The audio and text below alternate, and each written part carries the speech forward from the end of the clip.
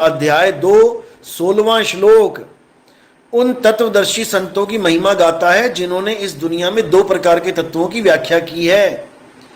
उनको तत्वदर्शी संत कहा है गीता में, ना कि ये मंत्र ओम कलियम हरियम जपवाने वाले को। बेड़ा गर्क कर दिया इसने, समाज का बेड़ा गर्क। और ये अब खुद को ठीक बताने के लिए दूसरों पे कीचड़ उछालता है। इनके भगत भी ऐसे ही हैं। भगत क्या, ठगत हैं सारे वो। हल्की सी बीमारी आ जाए, हल्का सा सर्दी जुकाम हो जाए, अभी जाके देख लो 2100 का वो करवाओ, अगरबत्ती लगवाओ, दिया लगवाओ, क्या बोलते हैं ये लोग, वो पाठ प्रकाश, बताओ, दिया जलवाओ 2100 रुपये का इनसे।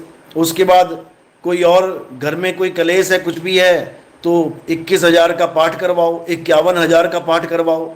नाम दीक्षा लो तो सार शब्द के नाम पे 1,01,000 रुपये का पाठ करवाओ। ठगत गुरु हैं ये, ठगत गुरु, जगत गुरु नहीं है ये। इनको तो इतना भी समझ में नहीं आया कि गीता में इतना क्लियर दे रखा है कि जो अपनी आत्मा में रमण करते हैं, जो अपनी आत्मा में तृप्त हैं, जो अपनी आत्मा में संतुष्ट हैं, उनके लिए कोई धार्मिक कर्म कर्तव्य लागू ही नहीं होता। कोई यज्ञ जप तप व्रत करने की जरूरत ही नहीं है। और ये 5 यज्ञ करवाता फिर रहा है, बताओ, पंच यज्ञ करवाते फिर रहे हैं ये लोग। ये सब अज्ञानी जीव हैं, ये गवार लोग हैं। ये पढ़ तो सकते हैं लेकिन समझ नहीं सकते। ये केवल ड्रामा चला सकते हैं, ये असलियत से रूबरू नहीं करवा सकते। कितने सत्संगों में इसने बोला कि काल भगवान कृष्ण जी के अंदर प्रेतवत आया, प्रेत की तरह आया। कृष्ण जी जो ज्ञान दे रहे हैं वो असल में काल भगवान दे रहा है। 1000 बार बोला इसने। और इसने यहां तक बोल दिया कि परमात्मा कभी प्रेत की तरह किसी शरीर के अंदर नहीं घुसता।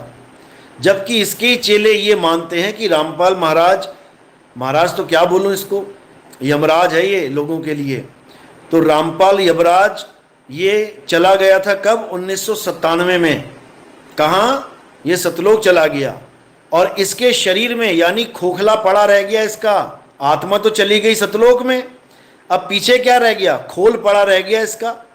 उस खोल में यानी इन 5 तत्वों के शरीर में परमात्मा घुस गए आके। इतना बड़ा ये ड्रामेबाज है, क्या बताऊं। अपनी ही बात से, अपनी ही बातों को झूठ करके बैठा हुआ है, झूठ सिद्ध कर रहा है। ब्रह्म कुमारियों के साथ जो ज्ञान चर्चा चलाई इनके चेलों ने, उसमें इसके चेले ने भी और इसके गुरु ने भी, दोनों ने ये बोला कि परमात्मा कभी प्रेतवत किसी के अंदर नहीं घुसता। रामपाल के अंदर घुस गया वो जाके, बताओ। इन लोग के चेले ये मानते हैं कि रामपाल नहीं, वो कबीर परमात्मा हैं, रामपाल के शरीर के अंदर बैठे हैं और रामपाल की आत्मा को सतलोक पहुंचा चुके हैं 1997 में। ऐसे निकम्मे लोग हैं ये, क्या बोला जाए। इन्होंने धर्म भ्रष्ट कर दिया, हमारा समाज को भ्रष्ट कर दिया इन लोगों ने। ये कहते हैं काल भगवान ने वादा किया था कभी किसी को दर्शन नहीं देगा, केवल अर्जुन को दर्शन दिए हैं। इतनी मोटी बुद्धि है इसकी कि क्या बताया जाए। कभी इसने गीता ढंग से पढ़ी हो तब तो इसको समझ में आए। तो अगर इसने गीता पढ़ी होती तो ये बकवासबाजी तो कभी ना करता, ये बकवासबाजी तो कभी ना करता, समझ लो। प्रकृति ने सबसे खूबसूरत तोहफा जो हम ह्यूमंस को दिया वो है हमारा माइंड। दोस्तों, इसी माइंड से हमने रॉकेट्स बनाए, एरोप्लेन्स बनाए, टेक्नोलॉजी बनाई, इसी से हमने दवाइयाँ बनाई, जिसकी वजह से ह्यूमन लाइफ बहुत खूबसूरत। 11वें अध्याय का जब 22वां श्लोक देखोगे, जहां पर अर्जुन को विराट रूप दिखाया गया है, उसी में देखो 11वें अध्याय में देखो 22वां श्लोक, उसमें क्या बोला गया है कि आपका ये जो विराट रूप है, जिसको देख के मैं डर रहा हूं, मेरी हालत खराब हो रही है, मुझे शांति नहीं मिल रही है, मैं भयभीत हो चुका हूं, उसी विराट स्वरूप को देखकर, देखो किस किस का नाम लिखा है उस श्लोक में।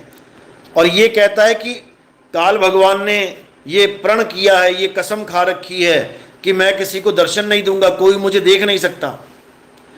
उसी 11वें अध्याय के 22वें श्लोक में देखो, 11 रुद्र, 12 आदित्य, 8 वसु, विश्वदेव यानी त्रिदेव, वो भी उसे देख रहे हैं। पितर, गण, गंधर्व, राक्षस, ये सब सिद्ध मुनि, ये आश्चर्यचकित होकर आपको देख रहे हैं, आपके इस रूप को देखते हैं, देख रहे हैं वो लोग। इनकी आंखों में मोतियाबिंद हो गया है, इनको समझ में नहीं आ रही है बात। जो ये लोगों को कहता फिर रहा है कि उस काल भगवान ने ये प्रण कर रखा है कि मैं किसी को अपना दर्शन नहीं करूंगा, सबने दर्शन कर लिया है। अध्याय 11, 22वां श्लोक, सारी दुनिया ने दर्शन कर लिया, लेकिन रामपाल जी के बुद्धि में अभी ये बात नहीं घुसी है। उनकी बुद्धि में कब घुसेगी? जब जेल से बाहर आके हमारे पंथ में नाम दीक्षा लेंगे, तब समझ में आएगी इनको गीता। अभी नहीं समझ में आ रही है, अभी नहीं समझ में आ रही है।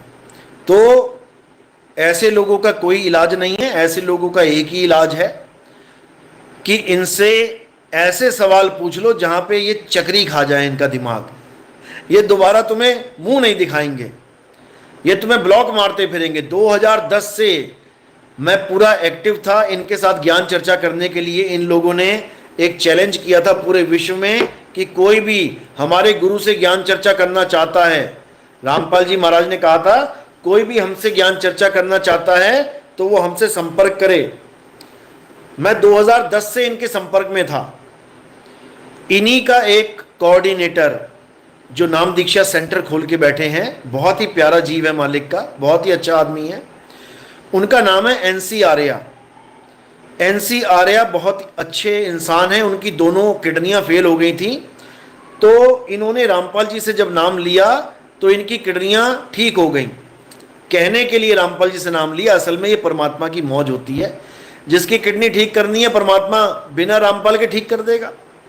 तो जब इनकी किडनियां ठीक हो गई तो ये रामपाल जी के परम भगत हो गए। और जब मैं इनके साथ कभी चर्चा करता था फेसबुक पे, तो ये हमेशा एक ही बात कहते थे कि क्या तुम मेरी किडनियां ठीक कर सकते हो? रामपाल जी महाराज ने तो किडनियां ठीक करी हैं। तब मैं इनको समझाता था कि भाई रामपाल जी महाराज ने कोई किडनी ठीक नहीं करी है, ये परमात्मा की दया हुई है तुम पे। रामपाल जी महाराज के तो खुद दांतों में कीड़े लगे हुए हैं, खुद दवाइयां खाता फिरता है। ये नहीं खाता तो मुझे बता दे इसका कोई चेला। हमारे पास उस डॉक्टर का भी नंबर है जो इनकी दवाइयां करवाता है, जो दवाइयां देता है इनको। उसके अलावा किसी की दवाई सूट नहीं करती। जेल में भी इन्होंने अर्जी लगाई थी जज से कि मुझे मेरे डॉक्टर से मिलवा दिया जाए, मुझे और कोई दवाई सूट नहीं कर रही है। ये सब प्रमाण पड़े हुए हैं भाई।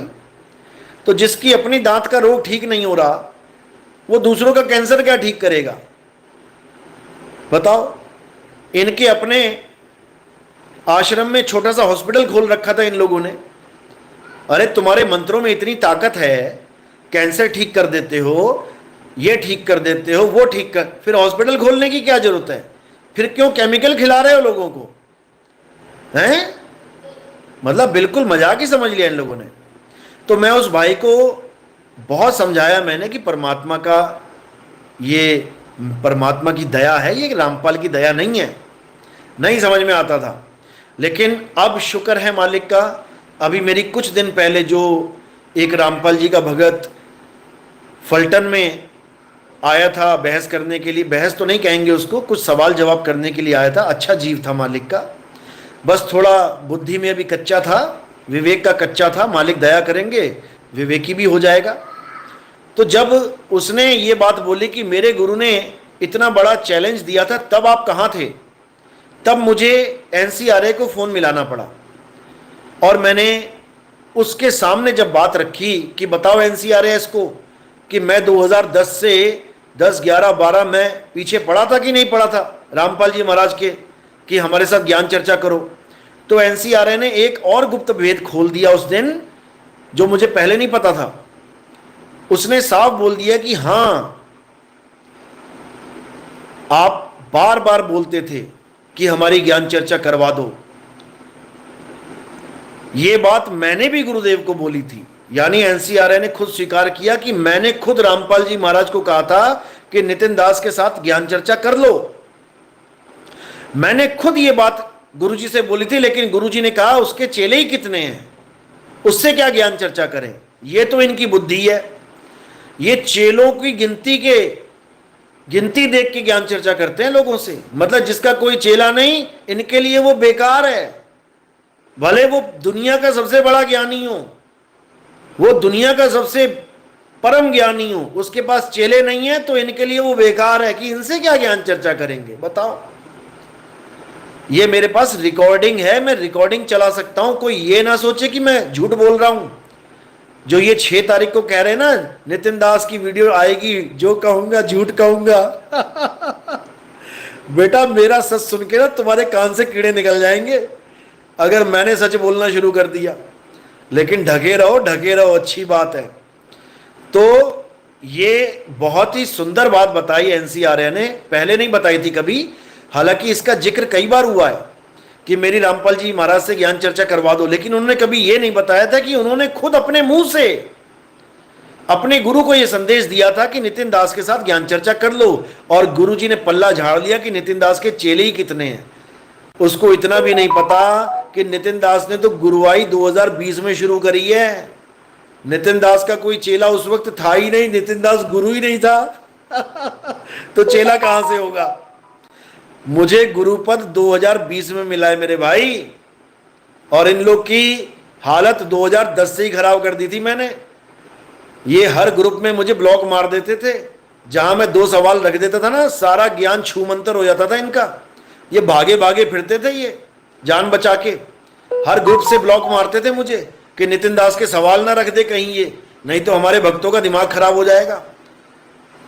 सत्य ढूंढने लग जाएंगे कि आखिर सत्य है क्या। तो रामपाल के चेलों, अध्याय 11 22वां श्लोक पढ़ लो आंखें खोल के, बुद्धि खोल के। काल भगवान अगर छुपा बैठा है तो अर्जुन ये क्यों कह रहा है कि हर प्रकार के देवी देवता, रुद्र, आदित्य, वसु सब आपको आश्चर्य के साथ देख रहे हैं उसको, और तुम्हें लग रहा है कि केवल अर्जुन ही देख रहा है। इसको तो इतना भी नहीं पता जड़ बुद्धि को कि अर्जुन के साथ और कौन कौन देख रहा है। अगर काल भगवान ने प्रतिज्ञा करी थी कि हे अर्जुन तेरे सिवा किसी को मैंने ये रूप नहीं दिखाया है, तो वहां पर संजय भी देख रहा है। वहां पर जिसकी गर्दन कटी हुई है वो राक्षस, क्या नाम है उसका,